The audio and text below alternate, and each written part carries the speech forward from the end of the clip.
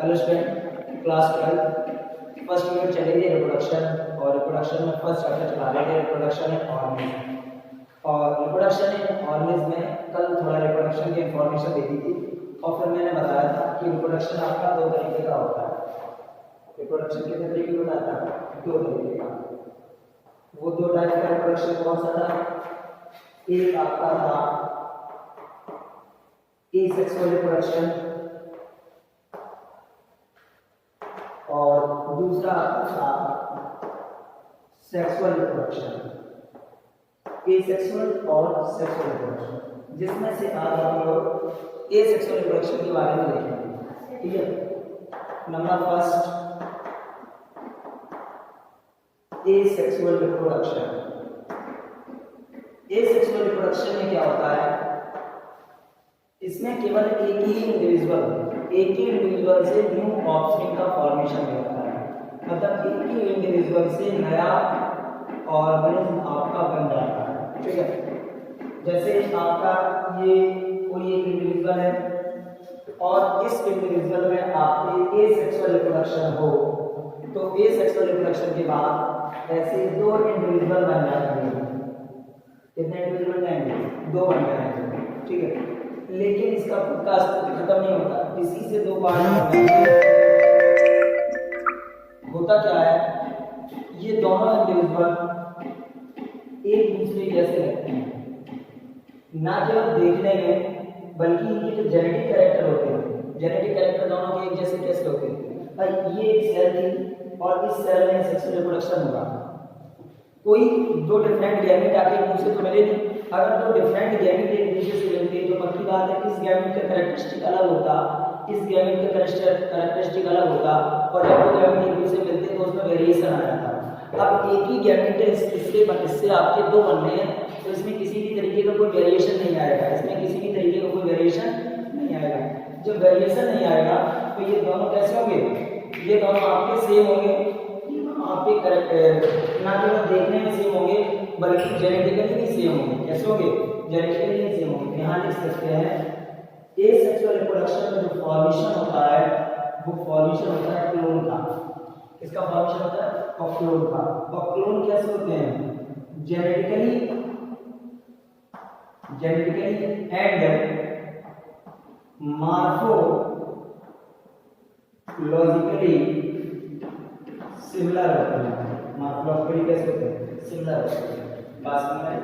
तो ये आपका एसेक्सुअल रिप्रोडक्शन होता है। अच्छा, जैसे अपन बात करें नॉर्मली, तो एसेक्सुअल रिप्रोडक्शन किसमें होता है? देखो, एसेक्सुअल रिप्रोडक्शन एनिमल में भी होता है, प्लांट में भी होता है, और कुछ सिंगल सेल ऑर्गेनिज्म है जैसे प्रोटिस्ट एंड मोनोलन्स। प्रोटिस्ट और मोनोलन्स दो आपके सिंगल सेल ऐसे हैं जिसमें एसेक्सुअल रिप्रोडक्शन होता है और एसेक्सुअल रिप्रोडक्शन होता है। बात समझ में? अच्छा, अगर अपन बात करें जैसे ईस्ट है, ईस्ट की बात करो तो ईस्ट में अगर बात करो तो ईस्ट में एसेक्सुअल रिप्रोडक्शन आपका होता है बड़ी के द्वारा। किसके द्वारा होता है? बड़ी के द्वारा। बड़ी के द्वारा होता है। कैसे होता है बड़ी के द्वारा? एक्चुअली ये ईस्ट है, ईस्ट आपका यूनिसेलुलर होता है, बड़ी ये एल्गी है। ईस्ट आपकी देखो एल्गी मल्टीसेलुलर होते हैं, बट ईस्ट आपकी कैसी है? यूनिसेलुलर एल्गी है। जैसे एल्गी यूनिसेलुलर एल्गी है। ईस्ट में क्या होता है? बर्ड का फॉर्मेशन हो जाता है ऐसे करके, और ये बर्ड डिटेच होकर जब नीचे गिरती है, ये बर्ड जब डिटेच होकर नीचे गिरती है तो आपका नया ईस्ट बन जाता है। तुम्हें पता है? अब ऐसा नहीं लग रहा है कि ये ईस्ट यूनिसेलुलर है, ऐसा लग रहा है कि ये भी सेल और ये भी सेल है, मतलब तीन सेल हो गए दिखने में लग रहा है, बट रियली में क्या है? रियली में ये तो बर्ड है, सेल तो केवल एक है। इसलिए ईस्ट के लिए एक शब्द बोला जाता है, this is called pseudo multicellular. क्या बोलते हैं? Pseudo multicellular. अब थोड़ा सिंगल सेल के बारे में बात करो तो सिंगल सेल में जो सिंगल सेल प्रोटिस्ट और मोनोलन्स होते हैं, सिंगल सेल प्रोटिस्ट और मोनोलन्स में आपके होता है फिजन क्या होता है? फिजन क्या होता है? फिजन। जैसे पैरामीशियम, पैरामीशियम सिंगल सेल,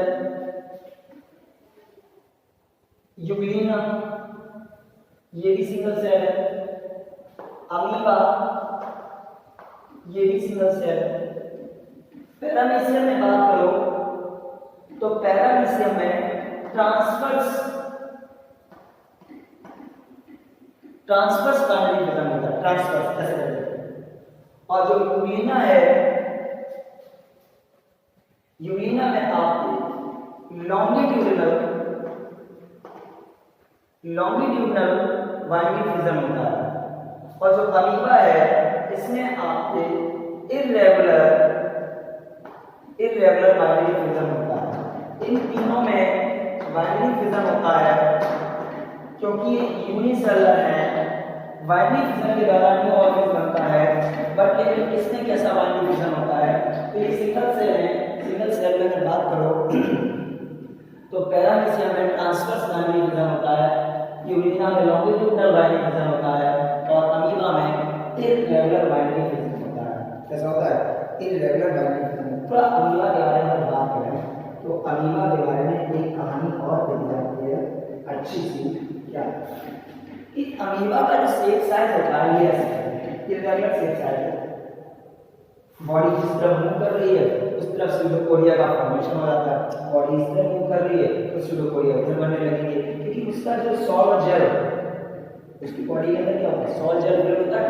जो सॉल जेल होता है, सॉल जेल के मूवमेंट के हिसाब से ये स्यूडोपोडिया उसी का फॉर्मेशन हो जाते हैं। ये क्या होता है? स्यूडोपोडिया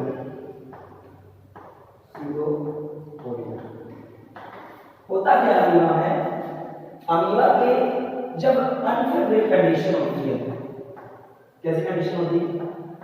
अनफेवरेबल कंडीशन जब अमीबा में होती है तो अनफेवरेबल कंडीशन में इस अमीबा के अंदर स्यूडोपोडिया गायब हो जाते हैं और 3 लेयर का फॉर्मेशन हो जाता है। कितनी लेयर का फॉर्मेशन हो जाता है? 3 लेयर का फॉर्मेशन हो जाता है। इसको बोलते हैं इंसिस्ट बन जाती है। क्या बन जाती है? 3 लेयर की इंसिस्ट बन जाती है। क्या बन जाती है?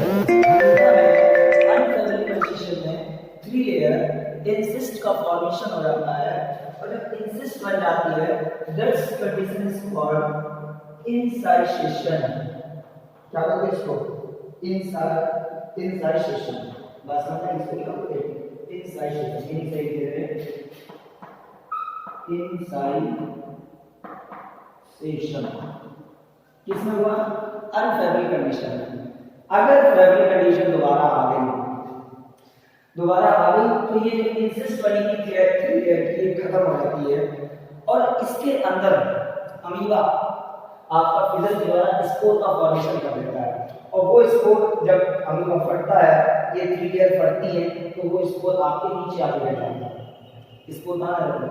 नीचे अर्थ में आ जाते हैं। जब वो अर्थ में आ जाते हैं तो वो जर्मिनेट होके न्यू अमीबा का फॉर्मेशन करते हैं। क्या करते हैं? न्यू अमीबा का फॉर्मेशन करते हैं। That's process is called sporulation. It's called sporulation. क्या बोलते हैं?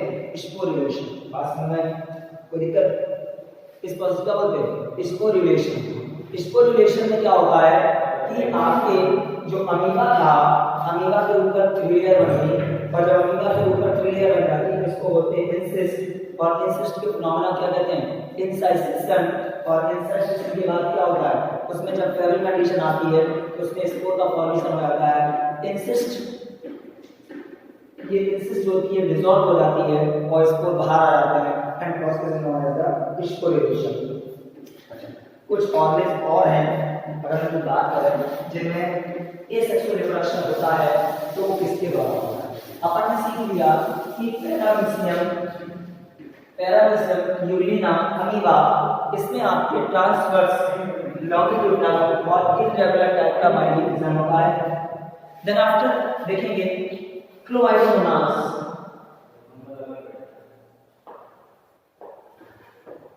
क्लोमाइडोमोनास जो है, क्लोमाइडोमोनास में आपके एसेक्सुअल रिप्रोडक्शन होता है जू स्पोर के द्वारा। किसके द्वारा होता है? जू स्पोर के द्वारा, क्रोमाटोमोनास जू स्पोर के द्वारा। उसके बाद पेनिसिलियम में जो होता है वो आपके कोलिडिया के द्वारा होता है। और जो हाइड्रा है, हाइड्रा में आपके बड के द्वारा होता है। थोड़ी इसकी बड की एक कहानी सुनो। हाइड्रा की जो होती है, हाइड्रा का स्ट्रक्चर ले लो, ये हाइड्रा का स्ट्रक्चर है। This is the basal part, this is the upper part. Hydra में जो बड का फॉर्मेशन होता है वो हमेशा टुवर्ड द बेसल पार्ट की तरफ होता है, नीचे की तरफ बड का फॉर्मेशन होता है और वो बड टूट के नया हाइड्रा का फॉर्मेशन होता है। उसके बाद स्पंज ले लो। स्पंज किसके द्वारा होता है? स्पंज में आपके होता है जमीन के द्वारा। स्पंज किसके द्वारा होता है? जमीन के द्वारा। किसके द्वारा? जमीन के द्वारा। अच्छा, एक बात बताओ, इसी एसेक्सुअल रिप्रोडक्शन को बोल देते हैं वेजिटेटिव प्रोपगेशन। क्या बोल देते हैं? Vegetative propagation. वेजिटेटिव प्रोपगेशन बोलते हैं इन टर्म्स ऑफ प्लांट के टर्म में इसको बोलते हैं वेजिटेटिव प्रोपगेशन, एसेक्सुअल रिप्रोडक्शन को ही। तो वेजिटेटिव प्रोपगेशन किसमें होता है? अगर बात करो तो वेजिटेटिव प्रोपगेशन है क्या? A type of asexual reproduction. This term is only known in plant. किसके टर्म में आएंगे? प्लांट के। तो वेजिटेटिव प्रोपगेशन में क्या होता है और इसके कौन से एग्जांपल हैं? जैसे पोटैटो ले लो, आलू में जो आई बर्ड्स होती हैं, आलू में क्या होती हैं? पोटैटो में जो आई बर्ड्स होती हैं, इन्हीं आई बर्ड्स से आपका न्यू आलू का फॉर्मेशन हो जाता है। मतलब vegetative propagation meaning asexual reproduction होता है। उसके बाद जैसे जिंजर ले लिया, अदरक, जिंजर में राइजोम के द्वारा होता है। जिंजर में किसके द्वारा होता है? राइजोम के द्वारा होता है। जिंजर में राइजोम के द्वारा होता है। और एगावा गलबेल के द्वारा होता है। किसके द्वारा? गलबेल के द्वारा होता है। ब्रायोफिल्म में लीफ के द्वारा होता है। और वाटर हाइसिंथ में ऑफसेट के द्वारा होता है। किसके द्वारा होता है? ऑफसेट के द्वारा होता है। ठीक है, लेकिन एक कहानी वाटर हाइसिंथ की बहुत फेमस है। एक्चुअली वाटर हाइसिंथ आपकी इन्वेसिव वीड है, मतलब बाहर से लाई हुई वीड है। एक्चुअली में जो वाटर हाइसिंथ होता है, तो मैंने तालाबों में देखा होगा, एक ऐसे टेढ़े पत्ती की एक तरीके से वाटर हाइसिंथ, जिसको जलकुंडी बोलते हैं। क्या बोलते हैं? जलकुंडी। वाटर हाइसिंथ एक टेढ़े पत्ती की स्ट्रक्चर जैसा होता है। इसकी लीफ इतनी प्यारी लगती है, लीफ इतनी प्यारी लगने की वजह से इसको बाहर से लाया गया था। अच्छा, इसकी जो ऑफसेट होती है, वाटर हाइसिंथ की जो ऑफसेट होती है, इसकी ऐसे स्ट्रक्चर देखो, ये अगर ये है तो ये एक दूसरे से इस ऑफसेट के द्वारा जुड़े रहते हैं। ऑफसेट के द्वारा। इस ऑफसेट में इतना फास्ट वेजिटेटिव प्रोपगेशन होता है कि अगर आपने एक वाटर हाइसिंथ तालाब में डाल दिया तो विद इन 1 मंथ वो पूरे तालाब में फैल जाएगा वाटर हाइसिंथ। जब विद इन 1 मंथ वो पूरे तालाब में वाटर हाइसिंथ फैल जाएगा तो वो वाटर में डिसॉल्व जो ऑक्सीजन है, उस ऑक्सीजन को ड्रेन कर लेगा। क्या कर लेगा? ड्रेन कर लेगा। जब वो ड्रेन कर लेगा तो जो वाटर में मछलियां हैं, उन मछलियों को फिश को ऑक्सीजन कहां से मिलेगी? नहीं मिलेगी। मछलियां मरना स्टार्ट हो जाती हैं। जब मछली मरना स्टार्ट हो जाती है तो इसको कहते हैं टेरर ऑफ बंगाल। क्या बोलते हैं? Terror of Bengal. Water hyacinth is also known as terror of Bengal. सुंदरता की वजह से लाया गया था, लेकिन इसके क्या निकले? घाटे निकले। क्यों? क्योंकि मैंने क्या बताया, ये इतनी जल्दी तालाबों में फैलता है। तालाबों में जब फैल जाएगा तो उसमें डिसॉल्व ऑक्सीजन को ड्रेन कर लेगा तो मछलियों को ऑक्सीजन नहीं मिल पाएगी। मछलियाँ क्या करेंगी? मरने लगेगी। तो एक तरीके से बंगाल में ज़्यादा मछलियाँ पाई जाती हैं, उनके तालाबों में ज़्यादा होती हैं। ठीक है, तो इसलिए इसको क्या बोलते हैं? Terror of Bengal. तो आज के लेक्चर में एसेक्सुअल रिप्रोडक्शन था। अब कल के लेक्चर में स्टार्ट करेंगे sexual reproduction. Okay, thank you. देख लीजिए, नोट करो।